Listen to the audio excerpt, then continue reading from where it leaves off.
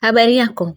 Mataifa ya Ulaya wamekataa kuiunga mkono Marekani huko Umoja wa Mataifa katika Baraza la Usalama la Umoja wa Mataifa linaloitwa kwa Kiingereza Council. Nini kilitokea? Kilichotokea ni kwamba wengi tunafahamu Januari 3 Marekani walimteka rais wa Venezuela Maduro. Baada ya hapo, kutokana na kwamba sheria za kimataifa zilivunjwa, hivyo Venezuela pamoja na Colombia wakaamua kwenda kupeleka malalamiko kule Umoja wa Mataifa na hatimaye kikao cha usalama la Umoja wa Mataifa, na hii ilikuwa ni Januari 5. Kabla sijaendelea, mimi ninaitwa Robin Rachel kutoka Ishi Media, channel inayokuletea habari mbalimbali kimataifa. Sasa kwanza kabisa, kwa wasiofahamu, Baraza hili la usalama la Umoja wa Mataifa au United Security Council ni baraza ambalo liko ndani ya Umoja wa Mataifa na ndio kiungo kikuu cha Umoja wa Mataifa. Ulianzishwa mwaka 1945.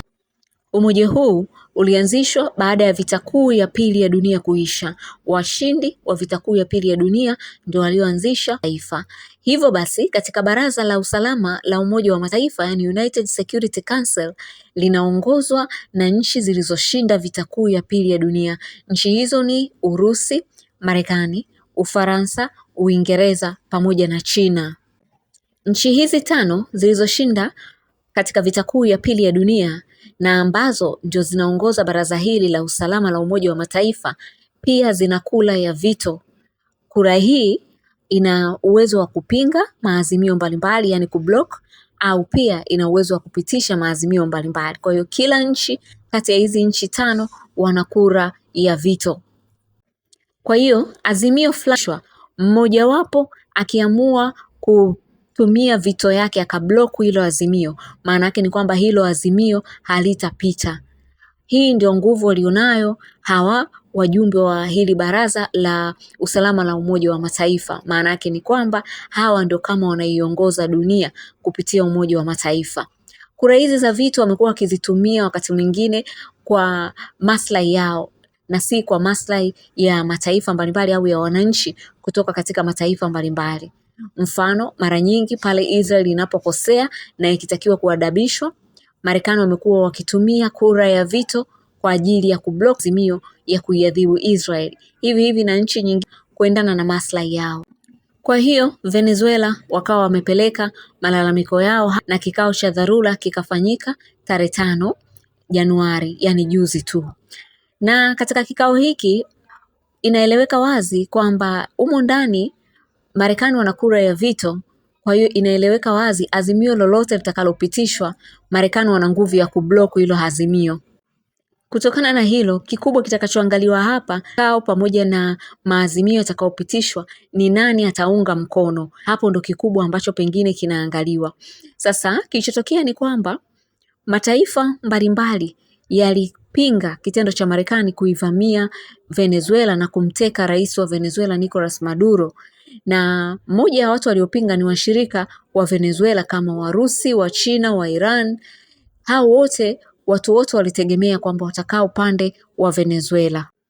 Lakini jambo lililoshangaza watu wengi ni kuona mataifa ambayo ni washirika wa Marekani wa muda mrefu na wenyewe pia wameamua kutokukaa upande wa Marekani katika hili. Moja ya mataifa hayo ni Ufaransa, lakini pia Umoja wa Ulaya kwa ujumla umekataa kukaa upande wa Marekani katika hili, lakini pia Denmark pia ni moja ya taifa ambalo limekataa kukaa upande wa Marekani katika hili. Hii kitu kimeshangaza watu wengi sana kutokana na kwamba hawa watu mara nyingi wamekuwa wakiteteana katika mambo mengi, lakini katika swala hili la Venezuela wamekataa kusimama na Marekani. Mataifa haya ya Ulaya mara nyingi yamekuwa yakitamka kwamba hayatambui utawala wa Nicolas Maduro, wakitamka kwamba Nicolas Maduro ni dikteta na amekuwa akibana demokrasia pale Venezuela. Lakini katika sakata hili la utekaji nyara wa Nicolas Maduro, wote wamesimama na kudai kwamba Marekani hawakuwa na mamlaka ya kufanya walichokifanya kwa sababu kimevunja sheria za kimataifa. Watu wanahoji nini kimetokea mpaka washirika hawa wa Marekani kuamua kuipinga Marekani hapo katika Baraza la Usalama la Umoja wa Mataifa. Ya jambo ambalo linaongelewa sana sasa hivi ni mpango wa Donald Trump kutaka kuchukua eneo au kisiwa cha Greenland, na kisiwa hiki kisheria kiko Ulaya. Moja ya vitu ambavyo sasa hivi vinasubiriwa ni hiyo vita kati ya mataifa ya Ulaya Magharibi ambayo yameungana kwa ajili ya kutetea kisiwa hiki cha Greenland pamoja na Marekani. Jambo hili linazifanya hizi nchi za Ulaya zikatae kusimama na Marekani katika swala la Venezuela, kwa sababu wanafahamu kwamba na wenyewe siku si nyingi wataingia matatizoni katika eneo la Greenland ambalo Marekani wamedhamiria kulichukua, na wanajua watahitaji sapoti ya kimataifa. Kwa hiyo ni lazima waanze kusimamia haki mapema ili watakapohitaji sapoti ya kimataifa waweze kuipata kwenye swala zima la Greenland. Mimi ninaitwa Robin Rachel kutoka Ishi Media. Usiache kutembelea YouTube channel yetu kwa habari mbalimbali za kimataifa.